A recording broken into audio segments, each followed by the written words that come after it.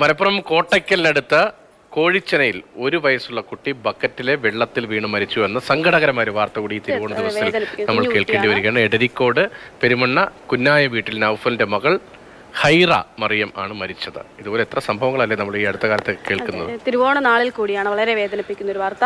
ഷഹീദുണ്ട്. ഷഹീദ് ഇന്നലെ മിഠായി തെരുവിൽ നിന്ന് ഓണത്തിന്റെ കാര്യങ്ങളെ കുറിച്ചാണ് ഷഹീദ് പറഞ്ഞതെങ്കിൽ ഇന്ന് ഒരു ദുഃഖകരമായ വാർത്തയെ പറ്റി പറയേണ്ടി വരുന്നു എന്നുള്ള സങ്കടം കൂടിയുണ്ട്. പറയൂ.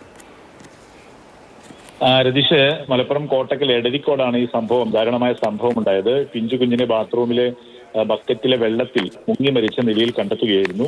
ഈ എടരിക്കോട് പെരുമണ്ണ കുന്നായ വീട്ടിൽ നൗഫലിന്റെ മകളാണ് ഹൈറ മറിയം. അവരാണ് മരിച്ചത്. 1 വയസ്സും 1 മാസവും മാത്രം പ്രായമുള്ള പിഞ്ചു കുഞ്ഞാണ്.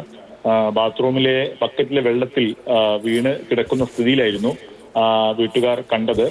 വീട്ടിൽ ആളുണ്ടായിരുന്നു, പക്ഷെ അല്പസമയം കുഞ്ഞിനെ ബാത്റൂമിലേക്ക് പോയി അങ്ങനെ കുഞ്ഞിനെ ബക്കറ്റിൽ അങ്ങനെ കിടക്കുന്ന നിലയിലാണ് കണ്ടത്. ഉടൻ തന്നെ വീട്ടുകാർ പുറത്തെടുത്ത് ആശുപത്രിയിൽ എത്തിക്കാൻ ശ്രമിച്ചു. പക്ഷെ അപ്പോഴേക്കും കുഞ്ഞ് മരിച്ചിരുന്നു.